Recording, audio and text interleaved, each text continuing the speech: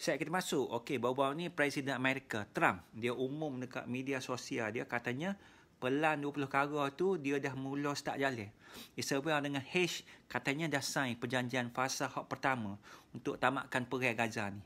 Jadi ikut perjanjian tu pula Israel setuju nak tarik balik tentera dia. Okey, buka sepadan, bagi bantuan masuk, lepas tu baru tukar tawanan. Jadi pihak H pula tubik kenyataan royak terima kasihlah ke negara Qatar, Mesir dan Turki tu sebab demo ni jadi orang tengah hak tolong lah. Paling penting lagi dia puji peranan Mr. Trump tu. Okey, dia suruh juga negara-negara penjamin sama masyarakat dunia supaya pantau sekali lah. Nak pastikan Israel ni laksana ni hak betul-betul benda hak dia janji. Jangan supaya pula hak sebelum ni. Okey, sementara tu Israel dia duk sibuk lah sambut tahanan dia balik. Lepas tu TV dia umum perang Gaza dah tamat. Okey, rakyat Gaza masa tu tubik jalan sorok sukalah. Hak kena tawan punya keluarga pun duk tunggu masa nak peluk anak bini. Tapi persoalannya perang ni betul-betul habis ke tak? Okey, kalau kita nak kata gencatan senjata ni memang langkah hak pertama paling penting ke arah damai, tapi jalan nak pergi perdamaian hak sebenar tu masih lagi panjang weh. Sebab 2 tahun dah perang ni berlautan, lebih kurang dengan 67,000 nyawa orang Palestin menjadi korban, termasuk lebih 20,000 budak kecil dan 10,000 perempuan. Okey, jadi keluarganya supaya hancur jadi debu.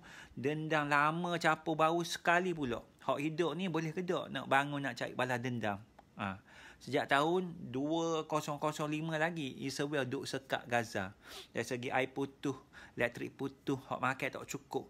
Ubat pun payah nak dapat. Orang kena tangkap pun suka-suka hati. Jadi lah ni Gaza ni macam ibarat macam padang terkukur. Dalam keadaan gitulah ni gencatan senjata ni memang bagi rakyat boleh tarik nafas sekejap lah. Tapi belum tentu boleh bagi hak ia betul-betul aman berkekalan. So jadinya plan 20 kara hak Trump cadang ni nampak comel juga. Tapi bila tengok molek banyak benda hak tak kena. Dalam pelan tu dia nak tubuh kerajaan peralihan sementara untuk uruskan Gaza. Tapi H langsung tak boleh turut. Siap kena lucutkan semua senjata dalam perjanjian ni.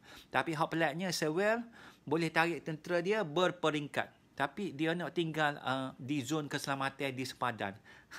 Kalau gitu namanya bukan tarik sepenuh lah lagu tu. Bagi pihak H tu, kalau letak senjata maksudnya serah nyawa ke musuh.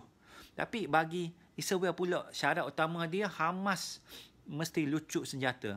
Kedua-dua ni nampaknya kerah kepala. Dua-dua payah nak cari titik tengah. Okey, walaupun perjanjian fasa pertama ni jalan molek, fasa 2 ni lepas ni pula macam ada cabaran. Okey, dia masih nak unding lagi pasal senarai tawanan, lepas tu pasal jadual tarik tentera, laluan keselamatan. Silap-silap sikit, mana-mana pihak hak macam ada hak kerah kepala ganggu, boleh jadi terbalik pula meja runding.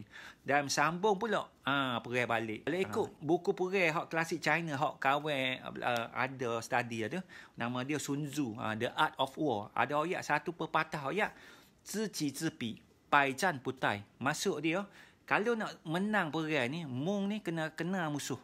Tahu mana dia kuat, mana dia lemah.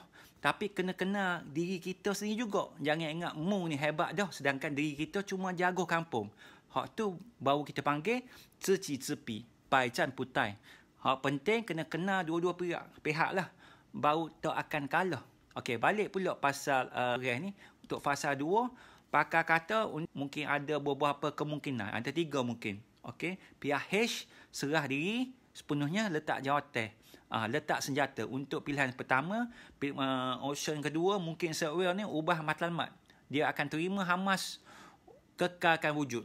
Okey, option 3 mungkin kemungkinan dua pihak berdamai dan H serah senjata berat tapi simpan hak ringan. Ringan simpan untuk bertahan untuk ringan. Tapi hak mana-mana pun dia punya outcome kita bukan senang nak jadi kenyataan sebab lepas tu timbul pula masalah besar lain.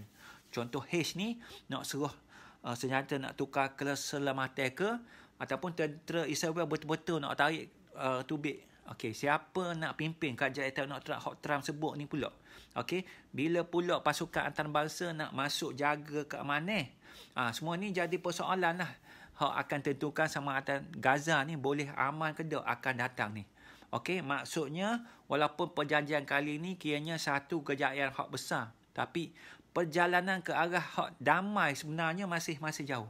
Kalau nak biarkan cahaya harapan ni jadi langit cerah ni, dunia ni kena balik juga kepada penyelesaian hak satu-satunya, iaitu two-state solution, iaitu penyelesaian dua negara. Okey, kalau Trump ni dia sungguh-sungguh nak kejar hadiah hak dia nak kejar tu Nobel Prize. Dia kena pastikan dulu rakyat Palestin ni ada tanah sendiri. Jangan lupa senjata hak dia bernilai $217 bilion hak Israel hak supply guna bedil Gaza tu, yang lebih 60,000 nyawa korban tu, semua tu datang daripada Amerika juga. Okey, jadi saya akhiri kupasan yang panjang kali ni dengan ayat daripada Sun Tzu, buku The Art of War. Okey, dia kata sang ping fa mo, qi ci fa jiao, qi ci fa ping.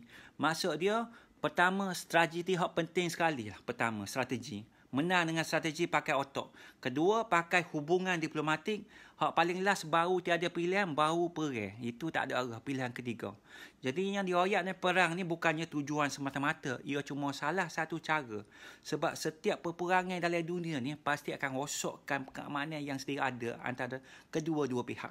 Okey, Sun Tzu ni, buku Sun Tzu The Art of War ni adalah buku perang ni yang lama sungguh, yang berapa 3-4 ribu tahun lepas tu.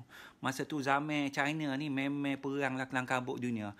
Jadi buku ni memang buku yang antara buku perang yang penting sekali dalam dunia barat dengan dunia timur, sekolah tentera lah. Okey, jadi sekian untuk kali ni. Apakah komen anda? Minta tinggalkan sini. Terima kasih. Bye.